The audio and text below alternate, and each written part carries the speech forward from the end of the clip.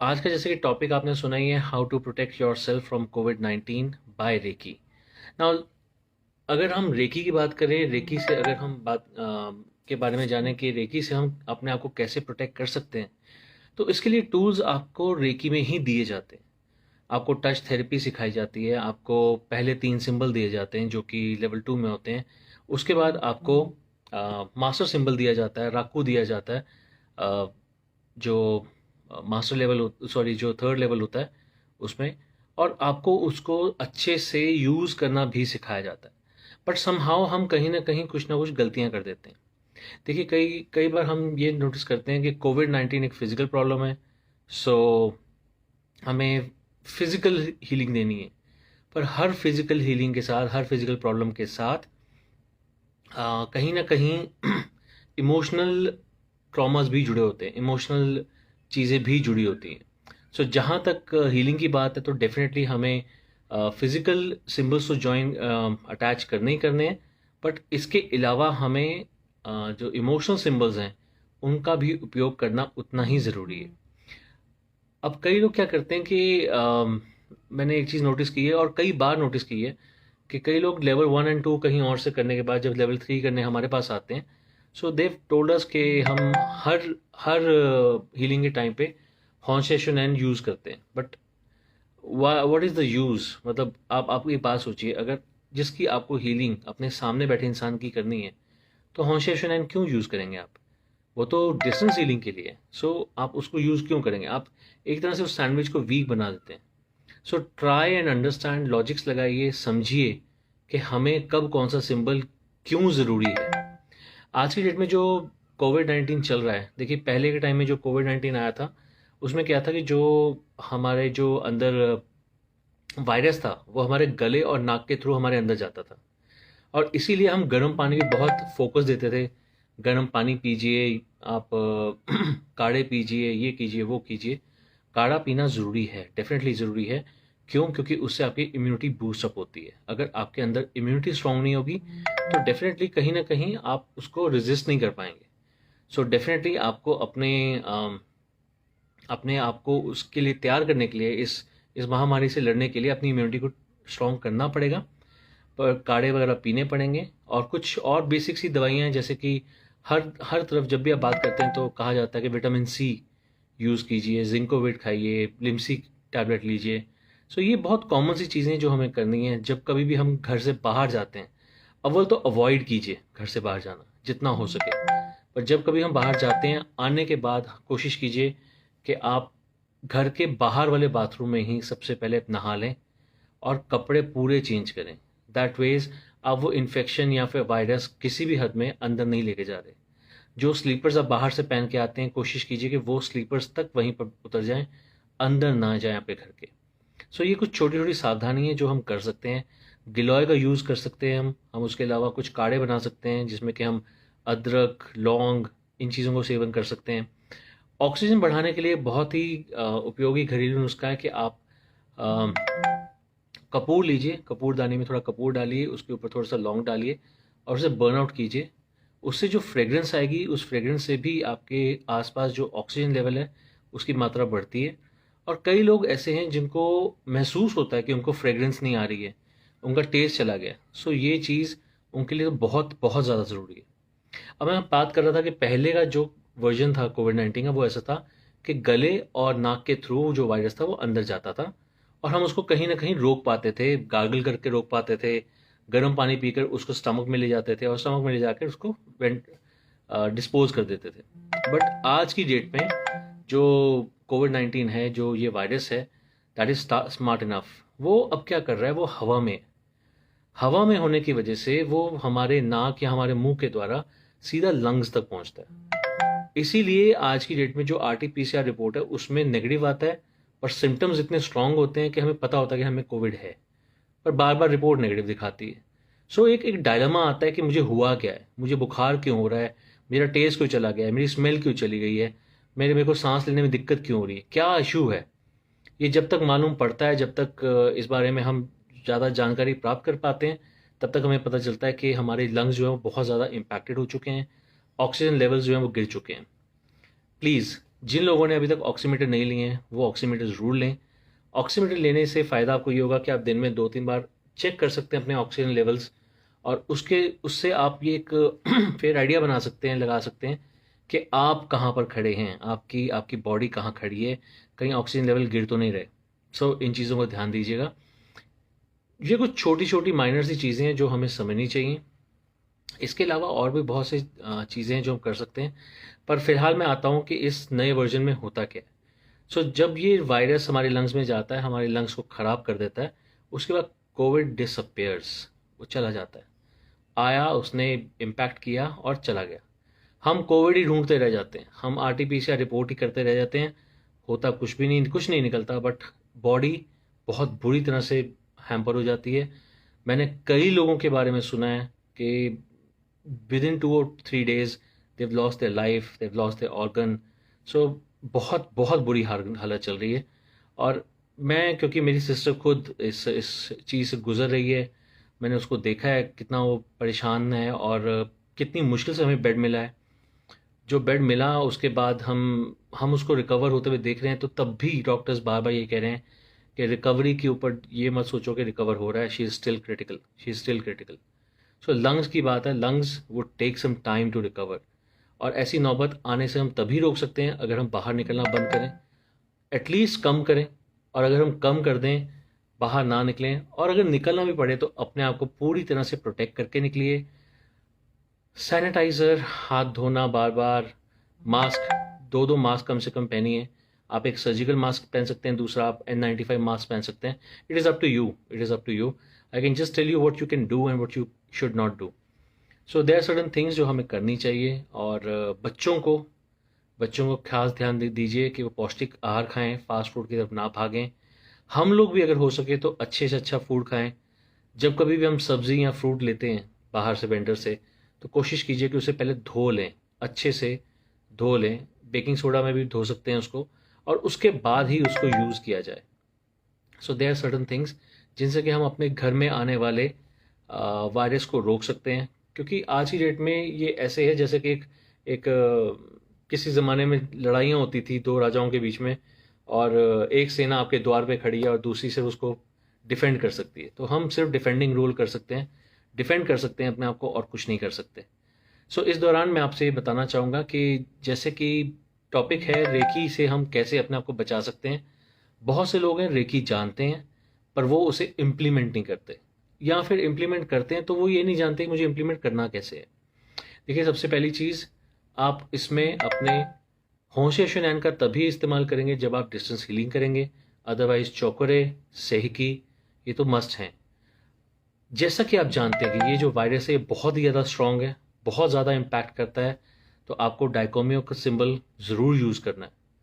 और अगला जो सबसे इम्पॉर्टेंट चीज़ है वो ये है कि जब कभी भी आप किसी को हीलिंग देते हैं, जैसे पहले आपने अपने माता जी को हीलिंग दी, पिताजी को हीलिंग दी, बच्चों को हीलिंग दी, अपने आप को हीलिंग दी, वाइफ को हीलिंग दी, सिस्टर को हीलिंग दी, वट एवर, जितने भी ग्रुप को आप हीलिंग देते हैं, उस सब के बाद आपको एक एक करके उनके साथ में कॉर्ड्स को तोड़ना है, काटना है, ताकि अगर उनके अंदर भगवान न करे वायरस चला गया है, तो उसकी वजह से जो प्रॉब्लम्स उनको आ रही हैं वो आपके साथ ना आए, साइकोलॉजिकल प्रॉब्लम्स भी ना आए और ना ही फिजिकल प्रॉब्लम्स आए। सो इस चीज़ का ध्यान रखिएगा कि आपको अपने कॉर्ड्स को तोड़ना है, काटना है, राकू सिंबल को अच्छे से यूज़ करना है, और ये चीज़ आप बहुत अच्छे से कर सकते हैं। नाउ अनदर थिंग, देखिए, आपने कई बार नोटिस किया होगा हमारे घर में अमूमन ऑलमोस्ट हर किसी के घर में इन्वर्टर होता है, इन्वर्टर बैटरी होती है। इन्वर्टर बैटरी किस लिए होती है? कि जब कभी लाइट चली जाए तो कुछ पावर बैकअप होना चाहिए। उसी तरह से जब भी आप किसी की, स्पेशली किसी की हीलिंग करते हैं, मालूम है आपको कि आप किसी के ऊपर किसी को वाकई में कोविड हो गया है या फिर उसको उसको हीलिंग की ज़रूरत है, तो उस समय उसको डायरेक्ट हीलिंग देने के बजाय आप एक विश बॉक्स बनाइए, ग्रिड बॉक्स बनाइए। मैं आपको कहूँगा ग्रिड बॉक्स बनाइए, जिसमें कि आप कई सारी चीज़ें यूज़ कर सकते हैं। उनसे हर चीज़ से नेगेटिविटी निकलेगी और पॉजिटिविटी आएगी। वो हीलिंग जब आप उस ग्रिड बॉक्स को देंगे तो वो एक तरह से इन्वर्टर का काम करेगा। जब कभी भी आप टाइम पे उस इंसान को हीलिंग नहीं दे पाएंगे, तो वो grid box as a backup काम करेगा और वो उसको अच्छे से हीलिंग देगा। इसमें आप ग्रिड बॉक्स जो है इसके बारे में आप और जानकारी प्राप्त कर सकते हैं हमारे हमारे नंबर्स पे कांटेक्ट करके। नहीं तो मैं आपको एक सिंपल सी चीज़ और बताता हूँ। Grid box is nothing but a box. एक छोटा सा बॉक्स होता है जिसमें कि कुछ अलग अलग सिम्बल्स के प्लेट्स होती हैं, कॉपर प्लेट्स होती हैं। उनके ऊपर आप जिसको हीलिंग दे रहे हैं आप उसकी फ़ोटोग्राफ रखते हैं। डिफरेंट ब्लॉक्स होते हैं जिसमें कि आप क्रिस्टल्स को फिट कर सकते हैं, पिरामिड्स को फिट कर सकते हैं, एंजल्स को फिट कर सकते हैं, और उसके बाद आप हीलिंग दे सकते हैं। तो उससे क्रिस्टल्स, पिरामिड्स और आपके एंजल्स, इन सब का आशीर्वाद मिलेगा। इन सब के थ्रू जो आप हीलिंग आगे उस ग्रिड बॉक्स को दे रहे हैं उसे बल मिलेगा, और वो एज अ बैकअप भी यूज़ होगा। कभी भी हीलिंग की कमी की वजह से उस पेशेंट के साथ बुरा नहीं होगा। मुझे याद है मेरे एक मित्र हैं जिन्होंने कि रेकी सीखी थी। मेरे से नहीं सीखी थी खैर, पर उनका कहना क्या था कि वो जब भी किसी की हीलिंग करते हैं तो उसमें सुधार आता है, पर ये नहीं समझ पाता कि जब वो 2-3 दिन के लिए हीलिंग छोड़ देते हैं तो दोबारा सिचुएशन बैक टू ज़ीरो पहुंच जाती है। ऐसा क्यों? ऐसा इसीलिए होता है क्योंकि हम वो बैकअप क्रिएट नहीं करते। मैंने फिर उनको ये कॉन्सेप्ट समझाया, ग्रिड बॉक्स वाला कॉन्सेप्ट समझाया, और जब उन्होंने इस ग्रिड बॉक्स को हीलिंग देना शुरू किया तो उससे वो जो हीलिंग थी उसकी पावर्स बढ़ी। उससे उनके जिसको भी वो हीलिंग दे रहे थे उसको रेगुलर बेसिस पे हीलिंग जानी शुरू हुई। उसको उसको बहुत अच्छा महसूस हुआ और रिकवरी बहुत फास्ट हुई। ये एक छोटा सा एक कैच है जो कि हम कई बार जानते हैं पर इम्प्लीमेंट नहीं करते, और कई बार हमें नहीं बताया जाता या फिर भूल जाते हैं। करवाया था पर हम डिस्कशन हुआ था पर हम भूल गए कि हमारे दिमाग से निकल गया इसे कैसे करना है। ग्रिड बॉक्स अगर आपके पास नहीं है, आप मंगवा नहीं सकते, तो आप कुछ चीज़ें खुद कर सकते हैं। एक कांच की बर्नी लीजिए। कांच की बर्नी में आप सबसे पहले डालिए शहद। देखिए मैं ये एक अलग तरीका बता रहा हूँ, बिल्कुल इंटायरली डिफरेंट है। इसमें आपको वो बड़ा सा बॉक्स लेने की ज़रूरत नहीं होगी, आप ये घर पे बना सकते हैं। तो मैं आपको चीज़ों के बारे में बताने वाला हूँ। कुछ चीज़ें हैं जो आप चाहें तो नोट कर सकते हैं और नहीं भी करना चाहें तो ये रिकॉर्डिंग में रहेगा। आप एक कांच की बर्नी लीजिए जिसमें कि आप सबसे पहले शहद डालिए। शहद डालने के बाद आप उसमें गुलाब जल डालिए। गुलाब जल के बाद थोड़ा सा आप केसर डालिए। उसके बाद उस इंसान की फ़ोटोग्राफ डालिए जिसे आप हीलिंग देना चाहते हैं, ताकि ये चीज़ें सब पॉजिटिव हैं। गुलाब जल महक देता है, शहद मिठास देता है। अब ये केसर जो है ये ताकत भी देता है। इसके बाद वो कॉपर की प्लेट्स है वो आप हमसे मंगवा सकते हैं। एंजल्स मंगवा सकते हैं, क्रिस्टल हिल एंजल्स होते हैं, पिरामिड होते हैं। आप उसके अलावा जो क्रिस्टल की पेंसिल्स होती हैं वो मंगवा सकते हैं। ये चीज़ें आप उसमें डालकर अच्छे से हीलिंग कर सकते हैं। इसके अलावा कुछ चीज़ें आपको और डालनी चाहिए, जैसे कि 3 पीस काली मिर्च के, 3 पीस लौंग के। अगर आप ऐसा करते हैं तो ये जो काली मिर्च और लौंग है, इसके अलावा थोड़ी सी अगर हींग आप स्प्रिंकल करते हैं तो उससे जितनी भी नेगेटिविटी है, जितना भी अंदर दोष है, वो सब निकलेगा बाहर। और ये बहुत ही अच्छे तरीके से आपकी हीलिंग को बूस्टअप करेगा, कॉम्प्लीमेंट करेगा, और जो पेशेंट है वो बहुत जल्दी रिकवर करेगा। ये एक तरीका है जो मैं आपसे आज डिस्कस करना चाहता था।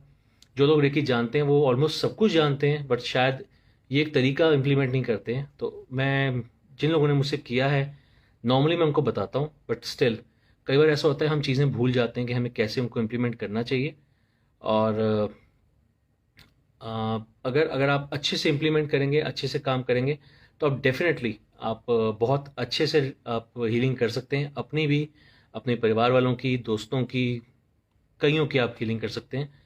एक क्वेश्चन आया कुणाल जी का कि क्या मैं सिंस ही 17 ईयर्स ओल्ड, उनकी उम्र 17 साल है, तो क्या मैं रेकी सीख सकता हूँ? जी, मैंने किसी एक बच्चे को दीक्षा दी थी जिसकी उम्र सिर्फ 12 साल थी। I hope you got the answer. आप डेफिनेटली सीख सकते हैं। ये कुछ भी ऐसी रॉकेट साइंस नहीं है जो जिसमें कोई बैरियर्स हों। बड़े आराम से आप सीख सकते हैं, कुछ भी मुश्किल नहीं है इसमें। और आप सीखिए और अपना और अपने परिवार वालों का, अपने दोस्तों का भला कीजिए। एक बार मैं बार बार कहता हूँ, अपने हर सेशन में, अपने हर ग्रुप में कहता हूँ रेकी सिखाते हुए, कि कम से कम इन फैमिली में एक इंसान को रेकी ज़रूर आनी चाहिए। और मैं आज भी उसी बात पर अडिग हूँ, आप प्लीज़ रेकी सीखें, दूसरों को सिखाएं या फिर दूसरों की हीलिंग करें, पर कम से कम ऐसा कुछ करें कि आप जो इनिशियली जो आपको किसी की सहायता करनी हो वो आप कर सकें। That is very very important. कई लोगों ने देखा है मिरेकल्स होते हुए, कई लोगों ने देखा है लोगों को ठीक होते हुए। जो लोग ये देखते हैं वो डेफिनेटली इस चीज़ पे भरोसा करते हैं। आप प्लीज़ इस चीज़ को इम्प्लीमेंट कीजिए। रेकी के बारे में अगर आपके और कोई सवाल हों, कोई क्वेश्चंस हों, कोई सुझाव हों, और कितने लेवल्स होते हैं, और कितनी तरह की रेकी होती है, कौन सी रेकी किस काम आती है, वगैरह वगैरह। जैसे करुणा रेकी है, वो पास्ट लाइफ के कर्मास को क्लियर करने का काम आती है। उसमें एक सिंबल होता है जिससे कि आप सातों चक्र को एट अ टाइम बैलेंस कर सकते हैं। तो ऐसी कई सारी चीज़ें जो आप कर सकते हैं। It's just that if you get into one thing, तभी आपको उसकी और ब्रांचेस पता चलती हैं, आपका जो स्पेक्ट्रम है वो वाइड होता है, और आप और अच्छे से आगे बढ़ पाते हैं। इसके अलावा आपने देखा ही होगा कि हमारा एक बैनर पब्लिश हुआ है कि जिन लोगों को भी कोविड-19 की हीलिंग की ज़रूरत है, क्योंकि हर किसी ने तो सीखा नहीं हुआ।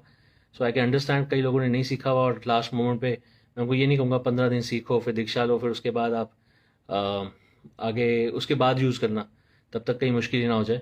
तो जिन लोगों के लिए भी ऐसी प्रॉब्लम है कि वो नहीं सीखे हुए हैं, वो प्लीज़ अपना नाम हमारे यहाँ पर रजिस्टर कराएं, और फ्री हीलिंग का जितना हो सके फ़ायदा उठाएं। हम फ्री हीलिंग भी कर रहे हैं ऐसे पैंडेमिक के टाइम पे, जितना हो सकता है मानवता की सेवा करने की कोशिश कर रहे हैं। और इस दौरान जब तक आपको फ्री हीलिंग मिलती हो, कोशिश करें कि आप सीख भी लें, ताकि आगे आप सिर्फ फ्री हीलिंग लेने वाले ना बने, आप देने वाले भी बने। हाथ सिर्फ ऐसे नहीं होना चाहिए, ऐसे भी होना चाहिए, कभी देने वाला भी। So that is what I wanted to discuss with you. Times are really crucial.